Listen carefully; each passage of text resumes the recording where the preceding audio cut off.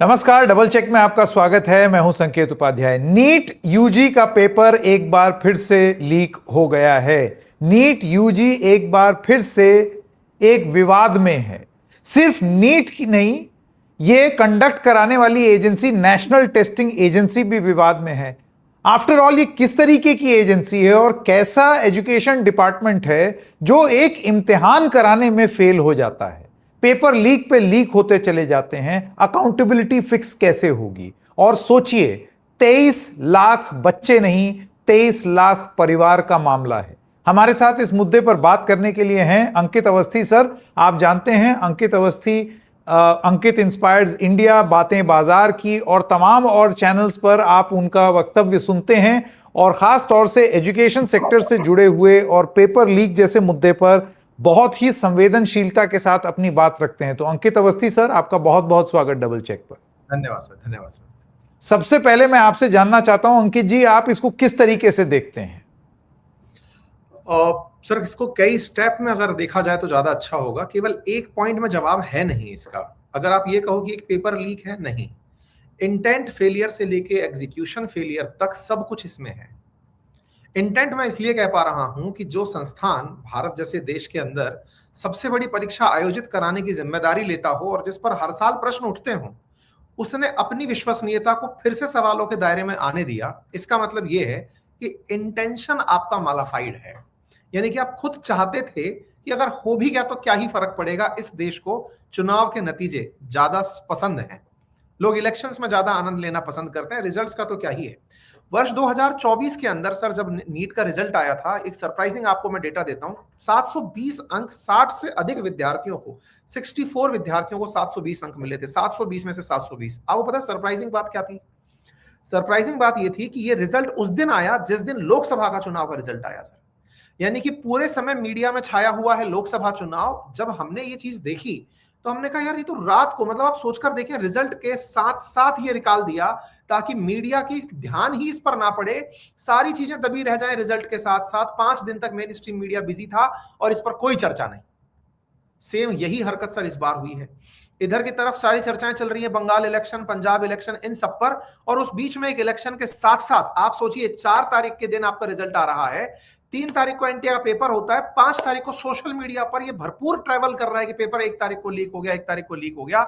हम तक छात्रों के संदेश आ रहे हैं, कई शिक्षक पूछ रहे हैं, कोचिंग संस्थान कह रहे हैं कि भाई स्टेटस क्या है बताओ, कहीं जगह ही नहीं मिल रही है, चर्चा ही नहीं आ रही। आप तभी देखें 10 तारीख 12 तारीख को दिन आप और मैं बात कर रहे हैं सर।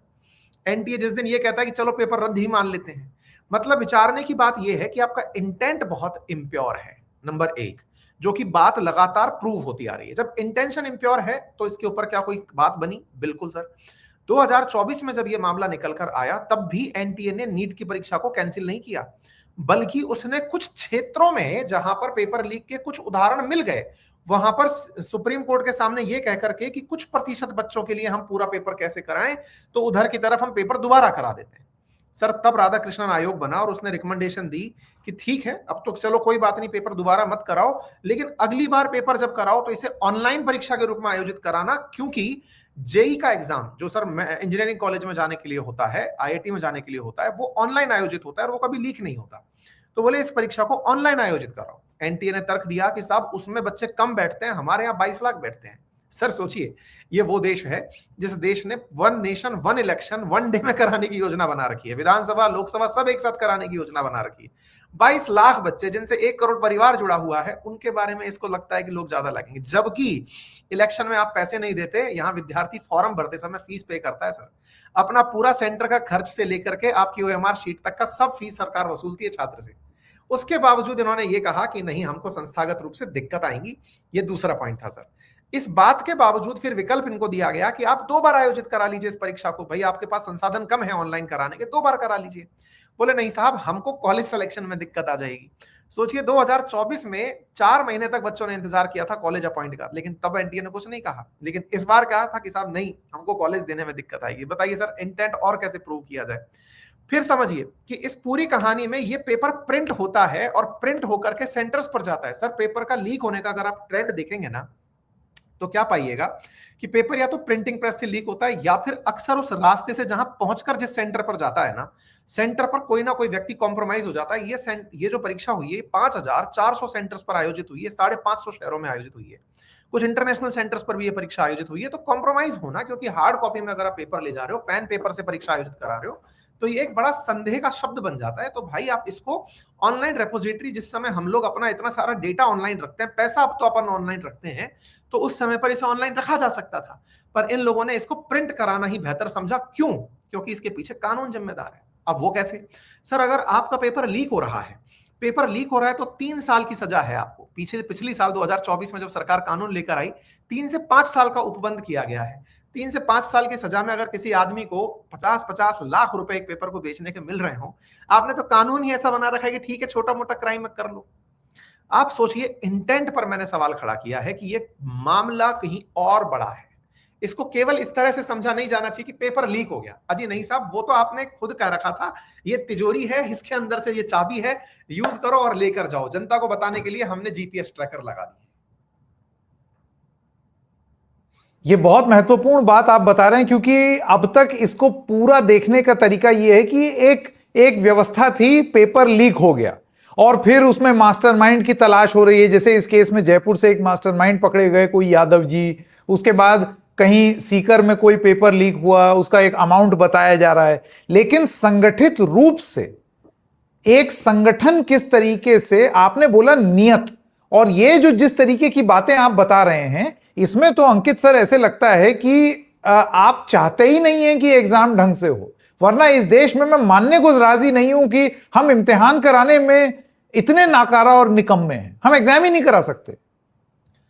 सर, आप समझिए ना कि यहां पर कितना बड़ा करप्शन इन्वॉल्व हो सकता है। उस करप्शन की आप गुंजाइश समझिए। क्या होता है, आप एक आध कहीं कोई छोटा मोटा घोटाला करते हैं तो सबको पब्लिक में आ जाता है। यहां 1 लाख सीट है सर, 22 लाख बच्चे पेपर देने आए हैं, 1 लाख सीट है। अगर वहां पर 1000 सीट भी कहीं बिका गई, तो इतने बड़े देश में जैसे होता है ना, समुद्र के अंदर आपने एक बोतल पानी मिला दिया, तो भ्रष्टाचार यहां पर आटे में नमक की तरह घोल दिया जाता है। ये तो पकड़ में था। आप सोचिए सर, इस बार भी पेपर लीक करने वाले ने कितना दिमाग लगाया, लेकिन लीक करने वाले के दिमाग में इतना ही दिमाग हो सकता होगा। सोचिए, उसने केवल बायोलॉजी और केमिस्ट्री के क्वेश्चन लीक किए, फिजिक्स के लीक नहीं किए। क्यों? क्योंकि सारे क्वेश्चन अगर इसको पता चल गए तो ये तो फिर टॉप हो जाएगा, और 720 में से 720 बहुत लोगों के आ जाएंगे, क्योंकि नकल वाला अकल थोड़ी लगाता है। तो पेपर वाले ने अकल लगाई कि मैं सारे क्वेश्चन नहीं दूंगा, मैं उतने ही दूंगा जिससे 600 नंबर आ जाए। 600 नंबर का मतलब होता है आपको कॉलेज तो मिल ही जाएगा। आप सोचिए मतलब कितना इंटेंशनल। और एक इंटरेस्टिंग बात बताता हूं सर, इस पूरी कहानी में जिस पर किसी का ध्यान नहीं जा रहा है वो है coaching mafia. Sir, coaching mafia में शब्द इसलिए यूज कर रहा हूं क्योंकि कई बार कुछ कोचिंग डेस्पिरेशन में, जब उनके रिजल्ट्स नहीं आ रहे होते हैं, जब छात्रों का दबाव बन रहा होता है, जब उनको लगता है कि हमारा पिछड़ापन हमको कहीं पिछाड़ ना दे, हमारा पूरा इंफ्रास्ट्रक्चर नष्ट ना हो जाए, तब वो इस तरह के दुस्साहसिक कदम उठाते हैं। आप अभी जब एसओजी की रिपोर्ट राजस्थान की देखें तो उसमें कुछ पेपर कोचिंग के कोऑर्डिनेटर्स के नाम भी निकल, काउंसलर्स के नाम की भी चर्चा हो रही है। ऐसा क्यों है, उसके पीछे की कहानी समझो सर। कोटा और सीकर में एक बहस है सर। आप राजस्थान के मतलब बारे में थोड़ा सा मैं आपको यहाँ पर आपके दर्शकों को जानकारी देना चाहूँ सर, कि कोटा जो है वो कोचिंग नगरी के रूप में विकसित हुआ और उसने बहुत ही आइडियलिस्टिक तरीके से कोचिंग कराई। मतलब इसमें कोई डाउट नहीं है कि कोटा ने बहुत अच्छे से कोचिंग को व्यावसायिक रूप से विकसित किया, और उसमें ट्रांसपेरेंसी का, क्योंकि उन्हें पता था कि मुर्गी को एक दिन मार के अगर खा गए तो ये खत्म हो जाएगा कोटा। तो उन्होंने इस चीज को कभी एडमायर नहीं किया और लंबे समय तक कोटा से जेई का सेंटर भी बाहर रहा।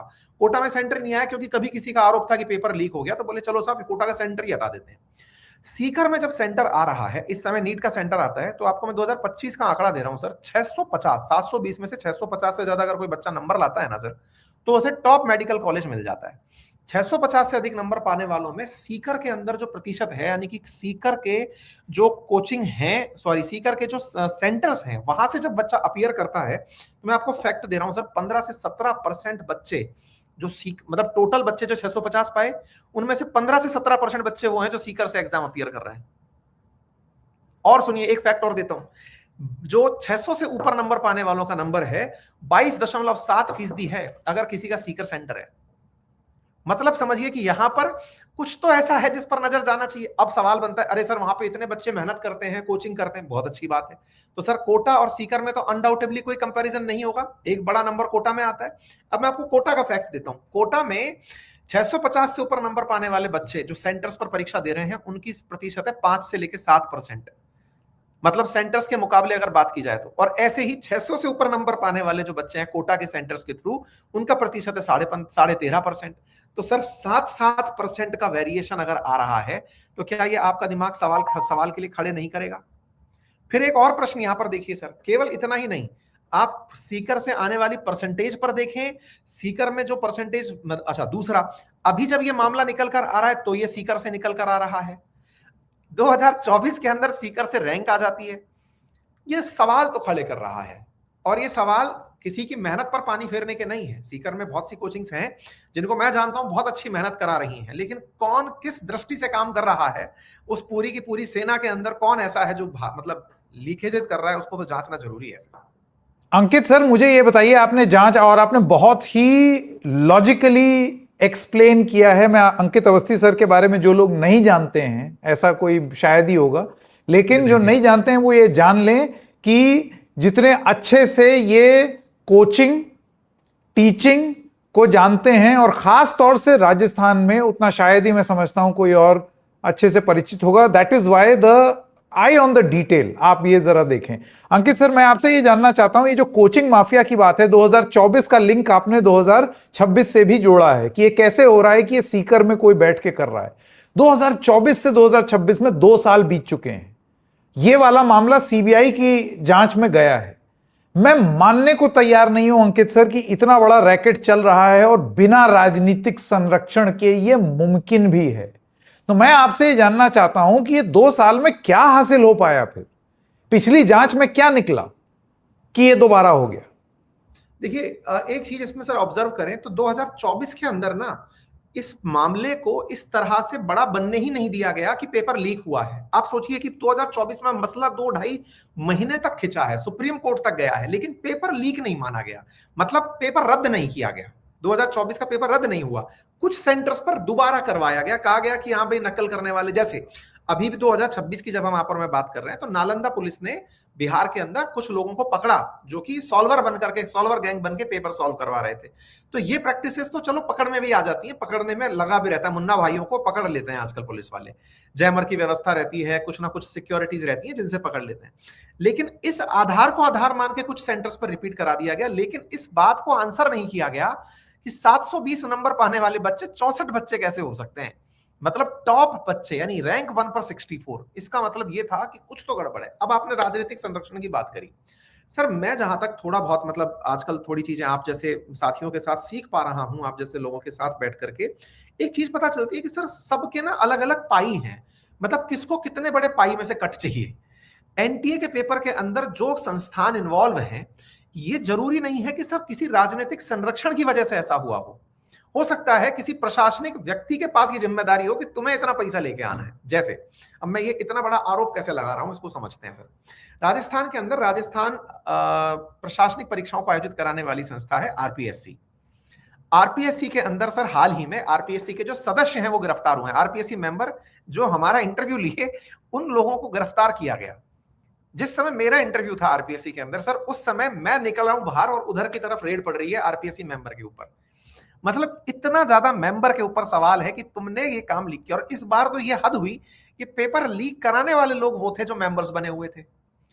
तो राजनीतिक संरक्षण यहां तक होता है कि व्यक्ति को उस पद तक भेज दिया गया।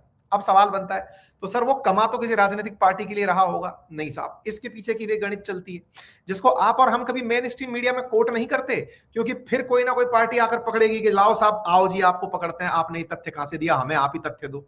लेकिन चर्चाएं तो ये भी रहती है कि सर मेंबर बनने के पैसे लगते हैं, आप इतना पैसा देंगे तो आपको मेंबर बना दिया जाएगा।